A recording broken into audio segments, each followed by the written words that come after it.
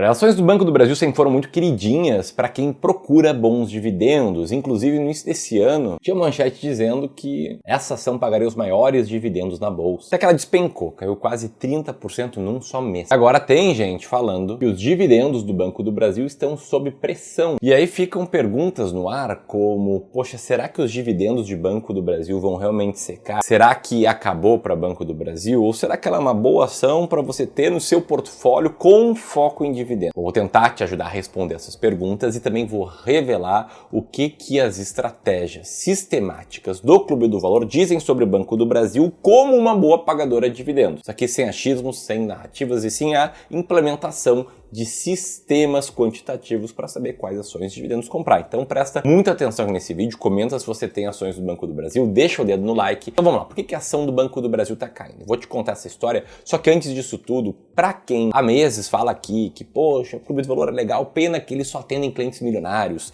pena que eles atendem só quem tem mais de 500 mil. Deixa eu te falar que nesse momento, quando eu gravo esse vídeo, quando ele está no ar, a gente está com inscrições abertas para a experiência do Dinheiro à Liberdade, que é uma experiência que serve para qualquer um que já investe, já vê o patrimônio sobrar, consegue aí fazer aportes de R$500 ou mais por mês. Revela todo o nosso processo usado aqui para gerir e cuidar de mais de 4 bilhões de reais de patrimônio dos nossos clientes. É importante avisar isso aqui em todos os vídeos, por quê? Porque é muito raro disso acontecer. A última turma desse treinamento foi em 2023, as vagas estão abertas aí há alguns dias e vão se encerrar em breve. Para saber mais sobre isso, aperta aqui no link na descrição, beleza? Dito isso, vamos lá sobre os dividendos de Banco do Brasil.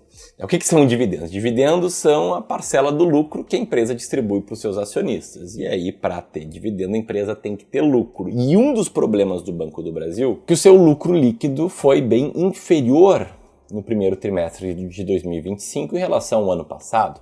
O mercado esperava 9 a 9,6 bilhões e Banco do Brasil entregou 7,3 bilhões. Ou seja, ficou muito abaixo do projetado. E por que isso aqui aconteceu? O maior vilão aqui foi o aumento da inadimplência, em especial no agronegócio. O índice do setor atingiu os 3%. Aumento de 1,9%. E enquanto isso, o índice geral de atrasos acima de 90 dias do Banco do Brasil subiu para 3,86%, um dos maiores resultados na história recente. Ou seja, o Banco do Brasil está com dificuldade em controlar os seus devedores, o que para um banco, evidentemente, é um problema que pode ser grande. Ainda nesse contexto, o NPL do Banco do Brasil cresceu de 11 para 14 bi, o que significa, numa grande simplificação, o Banco do Brasil está tendo mais gastos com esses inadimplentes. Só que isso aqui é só parte do todo, tem mais coisa aí. Teve também uma mudança regulatória bem importante. Resolução 4.966, que obrigou o Banco do Brasil a provisionar mais dinheiro para possíveis calotes, inclusive para clientes que estão pagando em dia. Para simplificar aqui, é como se eu tivesse que dizer que o Banco do Brasil ele tem que guardar um colchão extra aqui de segurança, mesmo sem ter certeza que ele vai precisar usar esse colchão. Só que esse colchão extra representou quase 1 bilhão na margem financeira bruta do Banco do Brasil. E com isso e outros impactos, a margem financeira do Banco do Brasil foi lá para baixo, retraiu mais de 7%. Isso acabou derrubando o ROI,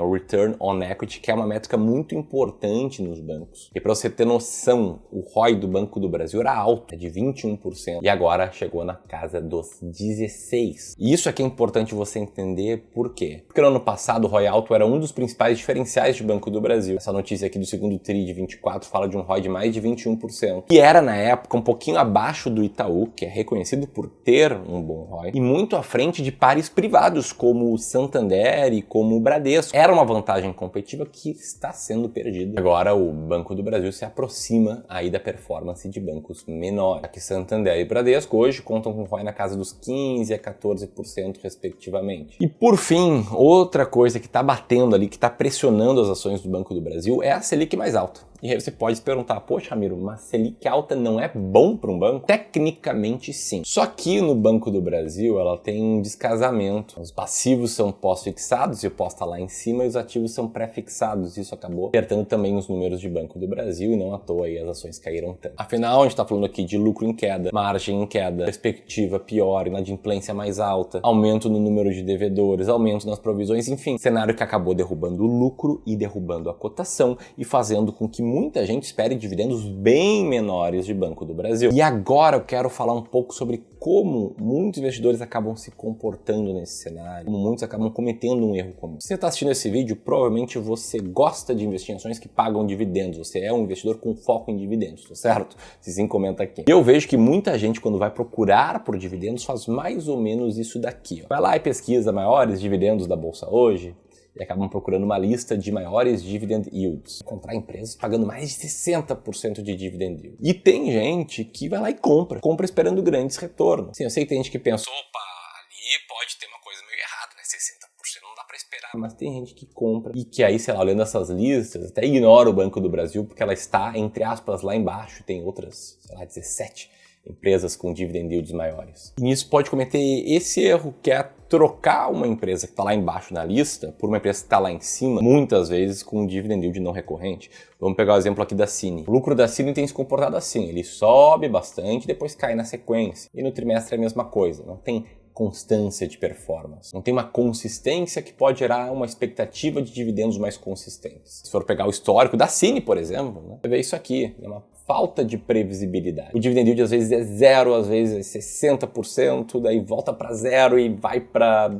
100%. E enfim, o mesmo acontece com outras empresas. Vamos pegar aqui a segunda da lista, ações de código MOAR3. Essa aqui tem uma lucratividade inconstante e viu aí um aumento absurdo no dividend yield do último ano, mas isso aqui dificilmente vai ser recorrente. Onde é que eu quero chegar com tudo isso? É que investir em boas pagadoras de dividendo não é sobre você ir para o último dividendo, não é você listar as que mais pagam, e sim buscar ter uma série de processos, uma série de etapas que vão te indicar na média empresas que tendem a ser consistentemente boas pagadoras, que muitas vezes são empresas baratas. Por quê? Porque o dividendo é uma parte do lucro, e se a empresa distribui uma parte do lucro, ela consistentemente tem um dividend yield alto, porque ela está sendo cotada na bolsa, há um desconto. Aqui é muito mais sobre você ter uma estratégia para seguir do que você pegar uma lista, escolher uma ou outra, e muitos investidores que têm pouco tempo para investir, para se dedicar à sua carteira, acabam fazendo. Vou te dar um exemplo claro aqui do que eu estou falando. Há um tempo atrás, o dono dessa carteira aqui, de quase 2 milhões, fez uma consultoria de investimentos conosco. Chegou dizendo que queria focar em dividendos, né? Tinha muitas ações e FIIs na sua carteira, você está vendo aí. E olhando de primeira, assim, além de uma falta de diversificação, não é mais nenhum absurdo, né? São ações ok, uma quantidade mais ou menos ok,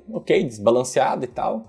Mas o problema não era esse, era que esse cara aqui ele não tinha uma estratégia. Ele escolhia uma ação porque ele ouvia dizer que ela era uma boa. Ele comprou Vale porque ouviu dizer que era uma boa, Taesa porque ouviu dizer que era uma boa, Klabin também. E esse cara aqui ele estava comprando ações com base no achismo, que é um problema pro longo prazo. No curto até pode dar certo, o cara pode ouvir dizer que uma ação é boa, comprar, ganhar dinheiro com isso, show. Mas no longo esse cara aqui fica perdido sem nunca saber o que fazer. E esse cara só entendeu isso depois de sair dessa conversa conosco com um plano personalizado para a realidade dele, com um potencial muito maior. Em resumo, a gente ajudou ele com uma visão gratuita, uma segunda opinião sobre a carteira que alguns de vocês que estão assistindo esse vídeo podem ter nesse momento. Eu queria oferecer aqui para quem está nos assistindo uma oportunidade de você conversar com um especialista aqui do Clube do Valor para olhar para a tua carteira, não só para o Banco do Brasil, mas para toda ela, e te ajudar a investir com muito mais clareza e estratégia para você conquistar a liberdade financeira. Se isso parece interessante, para conversar conosco é simples, manda um WhatsApp para o clube, seguindo as instruções aqui, dizendo quero ter a minha consultoria gratuita. Mandar exatamente essa mensagem no WhatsApp, beleza? Se der aqui, vou deixar um link na descrição para você já abrir o seu web WhatsApp aí e mandar essa mensagem, que a partir dela a gente vai te responder, buscar te entender melhor e se fizer sentido agendar uma sessão de consultoria gratuita para ti, beleza? Então para mandar essa mensagem basta pegar o celular, apontar ele para o QR Code que está na tela ou apertar aqui no link para ser direcionado para essa conversa, combinado? Dito isso, qual que é a nossa estratégia aqui no Clube do Valor com foco em dividendos? Será que ela conta com o Banco do Brasil em carteira? Até agora há pouco eu te mostrei algumas ações com altíssimo dividend yield, só que com lucratividade inconstante, perfil de pagamento de dividendos inconstante. Aqui está o ponto-chave da nossa estratégia. A gente olha para uma série de critérios antes de chegar no dividend yield. Para você ter uma noção, essa nossa estratégia aqui, nos últimos 10 anos, ela proporcionou um retorno anual de quase 14% e que, descontando a inflação do período, custo para alguém cuidar dessa carteira, é rendido mais mais de 6 acima da inflação. Ou seja, o cara ali que investiu 500 mil nessa carteira, fez aporte de 2 mil por mês, isso tudo a dinheiro de hoje, não 500 mil lá atrás, teria hoje quase 1,5 milhão. Poderia viver com uma renda passiva estimada na faixa dos 7 mil por mês. Agora, como é que funciona essa estratégia? Será que o Banco do Brasil passa por ela? Vamos lá para os critérios, tá? O primeiro critério é cortar aquelas ações pouco negociadas, aquelas ações que numa crise vão perder liquidez e vão criar dificuldades para ti. A gente tem um filtro de liquidez que as ações do Banco do Brasil passam firme. Depois a gente usa uma série de variáveis para manter empresas com payout saudável, dividendo mais sustentável no longo prazo. Coisa que para o Banco do Brasil não é um problema, né? O payout dela tá mais alto atualmente. O CFO já disse que ele tenderá a ser de 40% nesse ano, que é menor do que ele andou sendo, com uma base de lucro menor, ou seja, o Banco do Brasil tende a pagar menos dividendos, mas quanto menor está a cotação da empresa, maior vai ser esse yield, tanto que o valor a ser distribuído é uma constante, 40% do lucro. Outro critério que a gente olha aqui é o lucro líquido positivo nos últimos trimestres. O Banco do Brasil reporta lucro líquido positivo há muitos e muitos trimestres. Depois a gente ainda tem um indicador de volatilidade no lucro líquido por ação, que é para indicar maior estabilidade, menor volatilidade, que é o que procura quem compra ações de dividendo. E aí no fim a gente organiza as ações que sobram